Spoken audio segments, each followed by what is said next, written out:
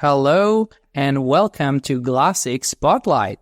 Today we're delighted to have Mary Poppen with us. Mary is a renowned leader in customer success and employee experience, currently serving as the president of Employee Experience Division at HRIZONS, a leading HR cloud company.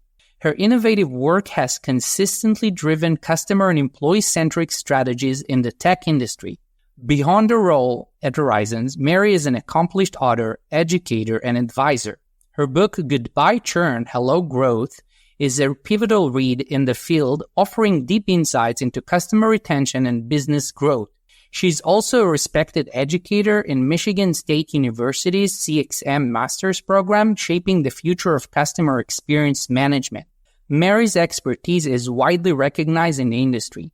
She's been named a top customer success influencer from 2018 to the present and serves as a guiding force for companies like SAP and Glint, where she has led transformative customer and employee experience initiatives. Her strategic planning skills have played a crucial role in elevating companies' customer and employee engagement strategies.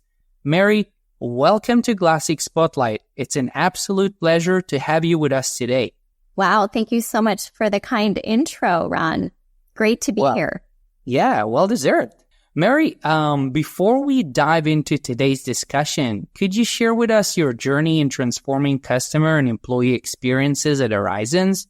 What is your vision as an author, educator, and how do you see the integration of customer and employee experience driving business success? So, again, thanks for having me. I have spent more than 2 decades in customer delivery. If you'd have asked me, 20 years ago if I would be in technology, I probably would have said no. I got a master's degree in IO psychology and was going to change the world through business consulting. And as part of that getting started, I actually got into tech really early on in my career. But I had the opportunity to get into HR technology right around the time that SaaS was becoming a thing. So software as a service actually, was being created. And that had just a revolutionary change on customer delivery. And I'll share a little bit more about that. But I feel privileged to have had the opportunity to shape the employee experience through the HR technology companies that I've been a part of, and also creating and shaping the customer experience for those companies. And so I've been able to see firsthand the linkage between employee experience and customer experience and the business outcomes that can come from that. So it's really a win-win-win. It's a win for the employees, it's a win for customers, and it's a win for organizations. So it's been a really exciting journey. And that's led me to my current role at HRIZONS, where I'm helping companies put people at the center of their businesses. That's beautiful. I love that.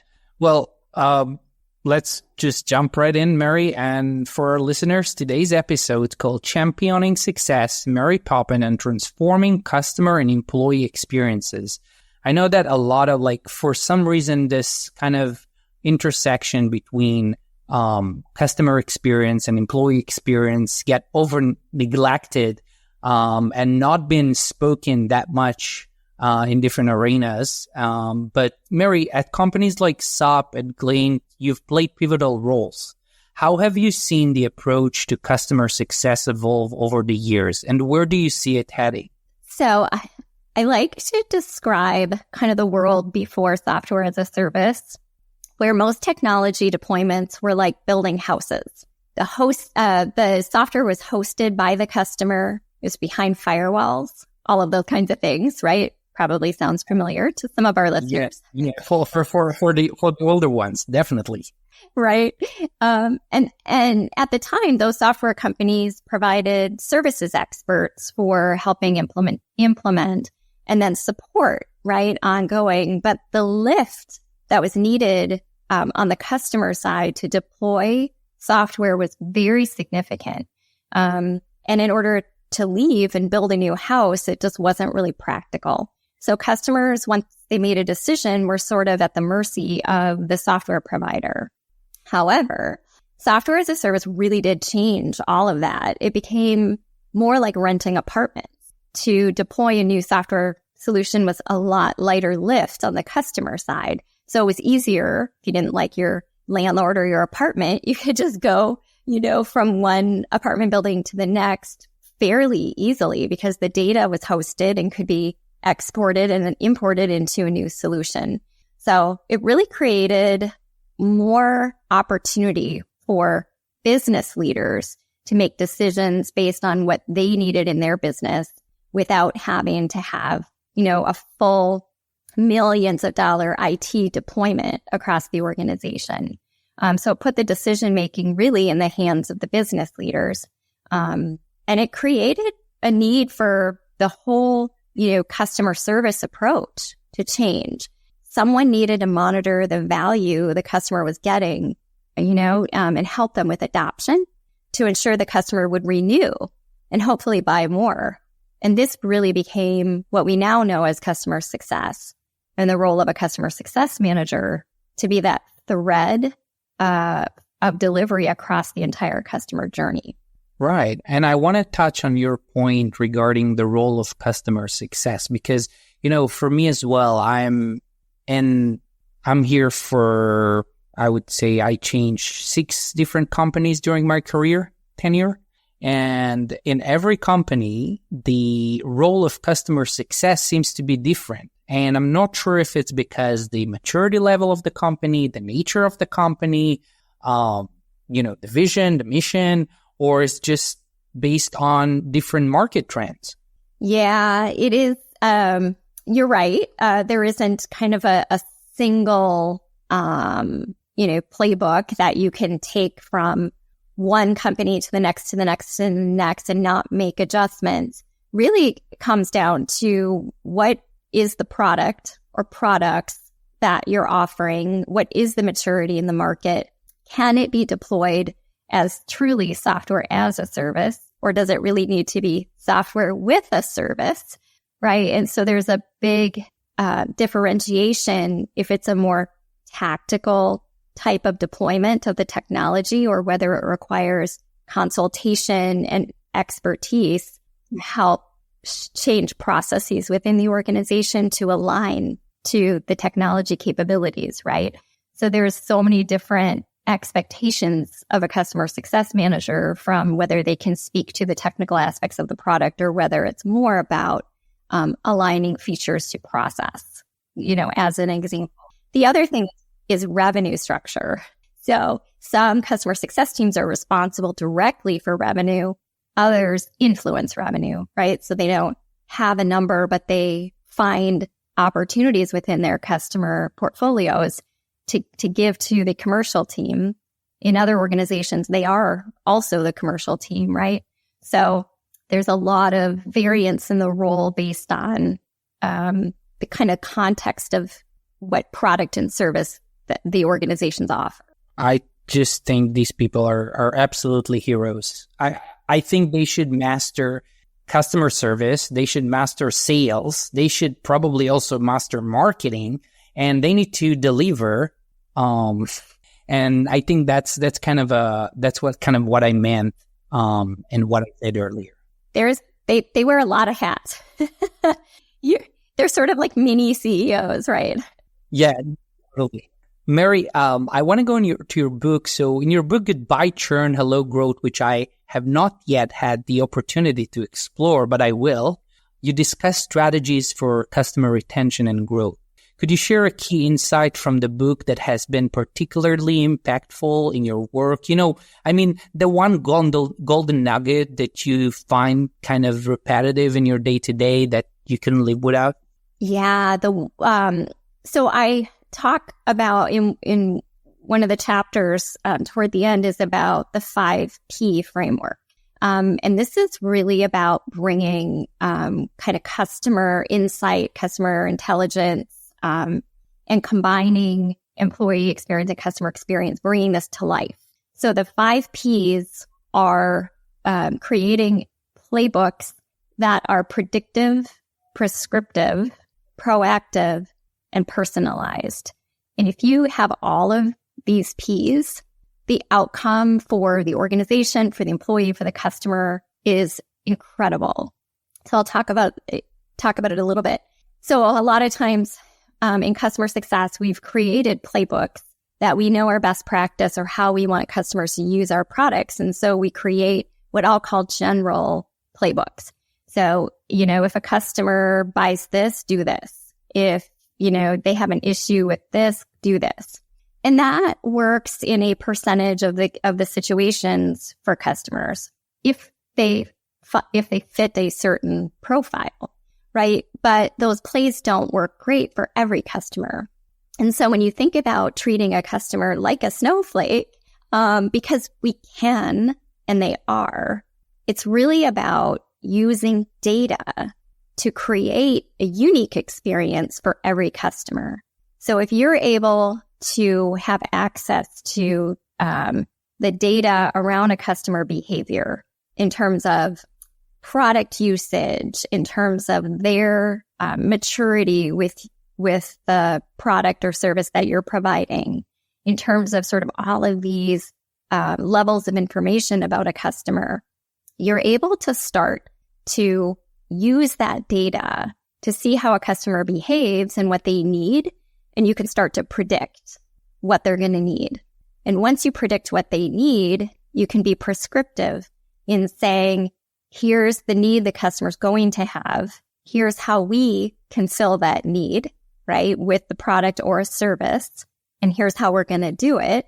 And then you go to the customer proactively and you say, here's what we know is happening with you. Here's how we want to solve the problem together. And that is right before the customer even knows that there's a challenge. And then the last piece is the personalized piece. Because you know your customer better than anyone else and you have all of the data and the insight on that customer, you can create that solution in a very personalized way. And that goes to the people you interact with on the customer side, as well as the outcomes will be personalized for that customer. So it might sound like a dream, No, it sounds like, for me, as a marketer, for me, it sounds like, when you started, I'll say, first of all, I thought, wow. And second, I said, oh my God, that might be like another, like a dreamy journey, or maybe like a loophole or an infinite loop or something that if you don't follow, you're not successful. That's exactly right. But we have, and here's where you'll smile, because this is where I'll say AI is our friend. But we've been collecting so much data on our customers and our employees for years and years and years. But what we do with that data has all been dependent on, visibility. So what visibility do we give to the organization of that data? And how do we integrate that data together to create insights, right? And this is where AI is magic, because it can run analyses behind the scenes on multiple types of data and, from years worth of data, and it can help parse out inaccurate data or data sets that have missing data, right? Missing information. And it can run millions of analyses, in seconds. Now think about a data scientist or a data analyst, right? Which a lot of organizations have created those roles or have those roles, but you have to know what question you want answered in order for them to find those answers, right? And so there's linkages in data that you may not even think would be related or to ask for. And that, to me, is the power of AI. That is the meat of what I think it can do. It is analyzing patterns and trends in data that the human really just would never even potentially get to. And it surfaces insights that you wouldn't maybe not even think to look for, right?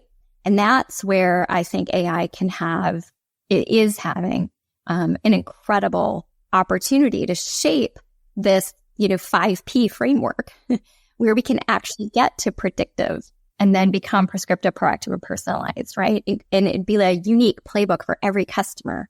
So I'll take a breath. That was a lot. I love your point on the AI and how it analyzes data.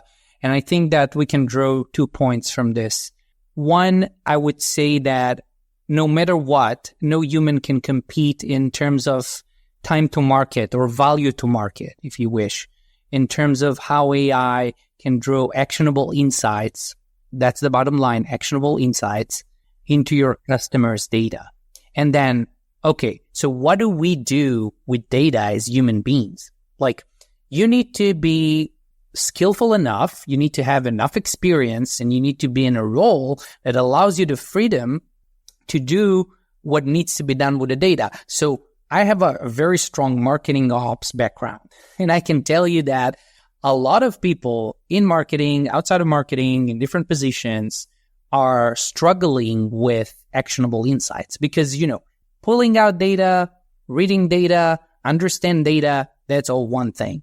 But being able to act and to show how you can draw relevant conclusions and how you drive business growth using this data is a completely different skill set. Absolutely. And I love that you brought up actionable insights because that is, if you don't take action, so getting the insights is one thing, and that's a huge step forward for many organizations to even have that level of insight and information. But then if you don't act on it or do something with it, you aren't optimizing that opportunity to really transform your company, right? Not only your company, but the experience for your customers and the outcomes that they can get from your, partnership.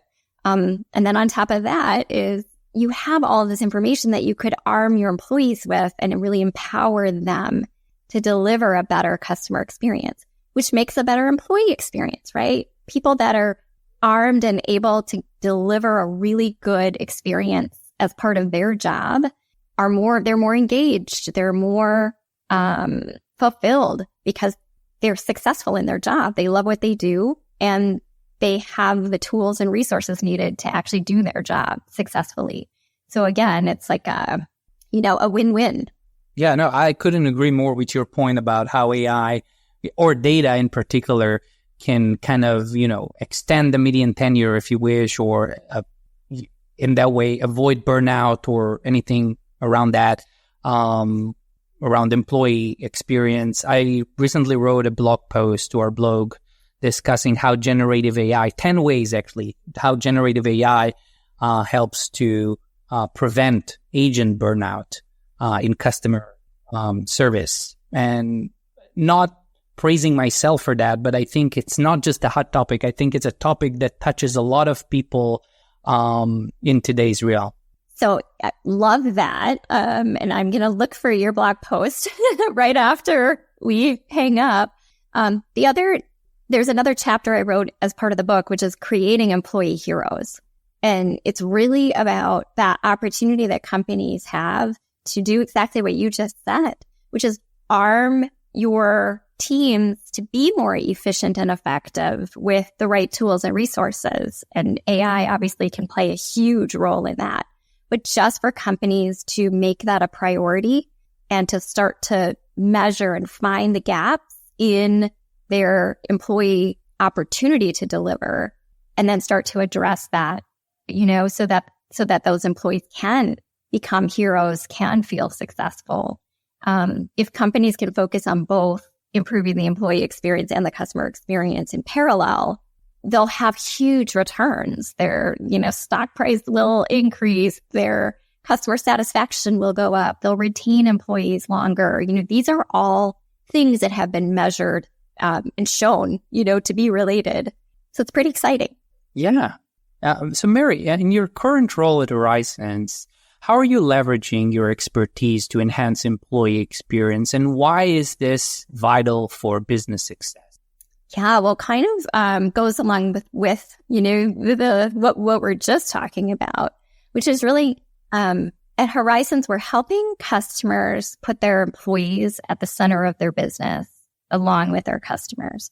So it's really about helping implement employee experience programs that encompass listening and empowering their employees ongoing through really a closed loop of listening and action to better serve their customers.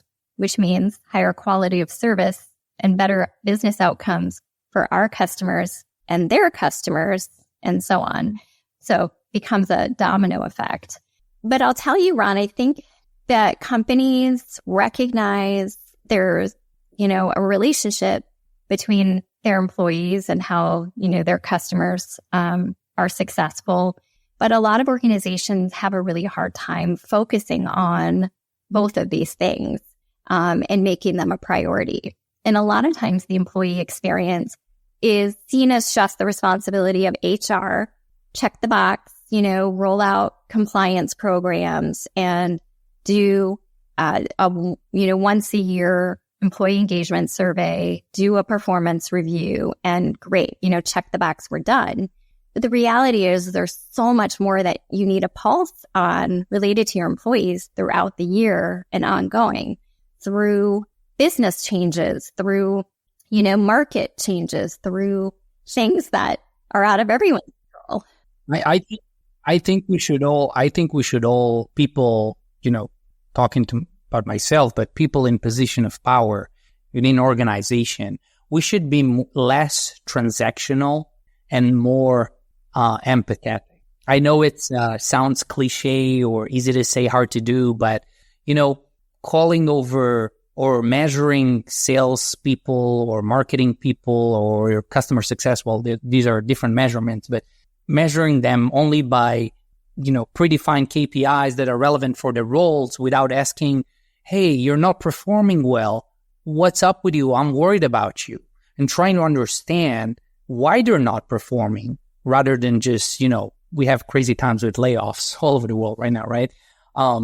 Trying to be more human and understand why people are not performing as expected than being transactional and just go by the book. I think that is key, and that is kind of a mirror to what we're seeing today. Yeah, absolutely. So, Mary, you've been a mentor and a leader for many in customer success and customer experience. And what's one piece of advice you consistently give to emerging leaders in this space? So great question. There's actually two things, if I may. The first is that you need to be able to leverage data to tell a story. So when you implement a new team or a new experience or a new program, you always need to consider how you're going to measure success. Same with that's on the employee side is the same with working with customers.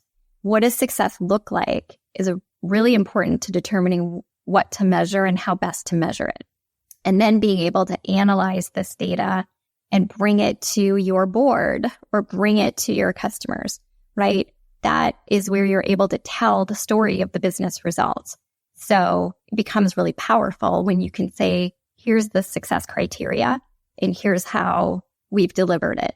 And if you're not able to do that, a lot of what your story is anecdotal, right? So really be able to think about data and measurement as you're creating, teams or experiences. The second thing that I advise is you need to understand how your company makes money and how your team can support it. So even if you don't own a revenue number, you can still impact it. And it's really important to be able to tell that story as well. I love this point. I absolutely love the second point. I think that we don't talk enough about, generally speaking, we don't talk enough about how departments within an organization that are not directly tied into revenue, like RevOps teams or sales teams or even marketing teams, right? Can make this shift and understand how the business makes money, how we can contribute the business and in helping it to make more money, and how we can kind of showcase and make sure that our efforts are being seen and are being incentivized in that way.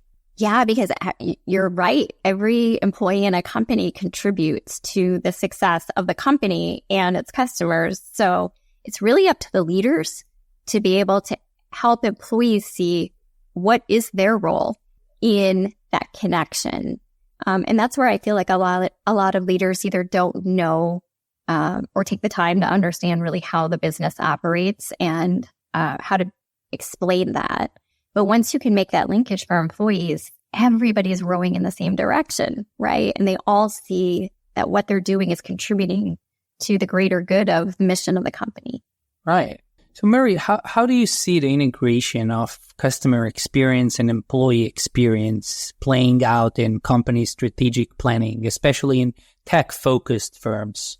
You know, what's interesting is that it's challenging currently because the responsibility for each resides in different functions of an organization.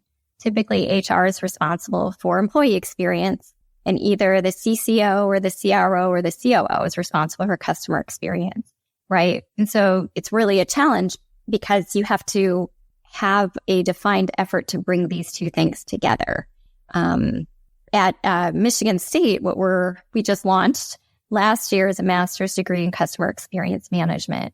And it's really focused on, not only all the aspects of customer experience, but also the linkage with employee experience and how experience leaders can and should align and integrate, right, these experiences and all of the measurement and all of the good things that come with that because of the insights, ultimately, and the actions that can be taken with both of these things in parallel. They're going to create amazing business outcomes. It's also becoming more popular when you look at LinkedIn and you look at topics from analysts like, Gartner and others, and influencers that talk about the linkage between customer experience and employee experience. So I'm thrilled to see more and more companies talk about putting people at the center of their business, but it's still going to take us a little while, I think, to fully get there. But we're on the right track, right? What companies can do today without restructuring their organization is to create a strategy for linking EX data to CX data to run analyses around business outcomes. So I'll share a quick example. As employee engagement scores increase, so too do customer revenue and satisfaction. Typically, we've shown those linkages over and over again. But after these linkages are made, there's an opportunity to dig deeper into what is actually driving those linkages, right? It's certain employee and customer behaviors. And that's the level we need to get to in customer and employee intelligence. And that's where AI comes in, right? And what we talked about earlier, because AI can run the patterns across all of this information. And this will help bring the 5 Ps to life I mentioned earlier. So that's where I see the linkage. It's disconnected today, but there's such an opportunity to even just bring the data together to have a massive result. We definitely need to capitalize on the technology that it already here. It already exists. We just need to know how to capitalize on these opportunities. And I totally agree. And I love how everything correlates so nicely with your 5 Ps and how AI can analyze data and how human beings can finally utilize the power of AI to kind of use this data and act on it. Yeah. So Mary, with your extensive background in customer intelligence, what are the emerging trends or technologies that you believe will shape the future of customer experience? Well, it's so fascinating because we've been talking about AI, but let me take a minute to say that I think about AI in 2 ways. One is what a lot of people have embraced and understand that AI is, which is the generative content AI that's being, leveraged with ChatGPT and lots of other, AI capabilities in that respect. But then I also look at AI, like we've been talking about through most of our conversation today, which is something that's been behind the scenes for years, right? It's been built into technologies as a way to pattern match and look for linkages across data and surface insights. And so when we think about it in those 2 ways, I think they're both very powerful for companies to leverage in improving the employee and customer experience. So one of the things in terms of the behind the scenes work that AI can do is really analyze past behavior in order to predict future behavior, right? And that's where you start to get into the trends in the data and be able to see For example, if you know customers who onboard in less than 2 months and have product adoption of more than 50% within 2 weeks of their launch, they tend to upsell within the first 6 months. So if you know that, you can start to unpack why.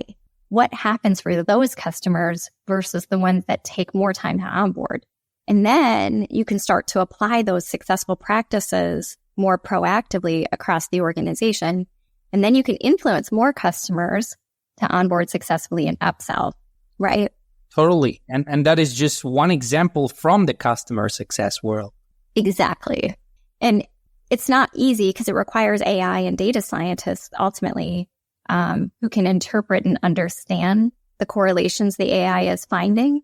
Because the human side of it is AI can find relationships across data, but some of it's going to be meaningful to your organization and some of it won't be. So that's where like the data scientist comes in who can say this insight and this information is the most relevant for our business, right?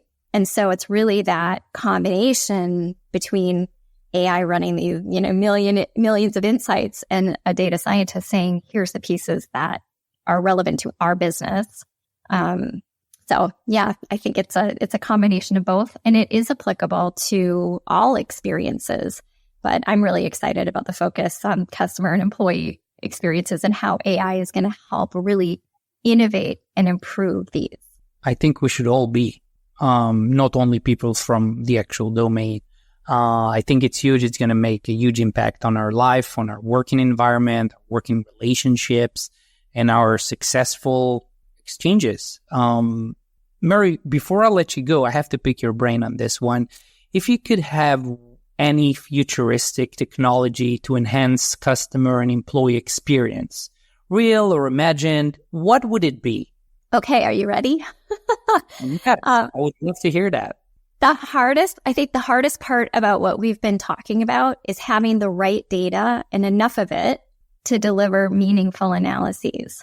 On top of that, integrating multiple data sets and types of measures is tough, right? It's hard. It's such a great vision, but to get there is really hard.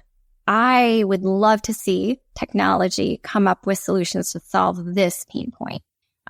So like Involve.ai is one company working to solve this, and I know there's several others too. But it's that front end part of being able to get your data centralized in a way that you can actually analyze it, right? So I hope that the solution's more near term than future focused. But once we're able to more easily solve the data integration challenge, I think AI can be applied, and work wonders on generating extremely valuable insights. And it will be embedded into like the operating cadence of a company and into the tools and resources people have access to. So the customer experience and employee experience both continue to improve. Yeah, I'll take your pick. I love that. It's a great idea. Well, and it's a big pain as well. Mary, I want to thank you very much for coming in today. It was such a great episode. I'm sure our listeners would love it as well. Anyone who wants to hear more insights on customer experience, employee experience, or customer success, you're more than welcome to follow Mary on her LinkedIn profile. Mary, thank you very much for joining us today. Thank you for having me.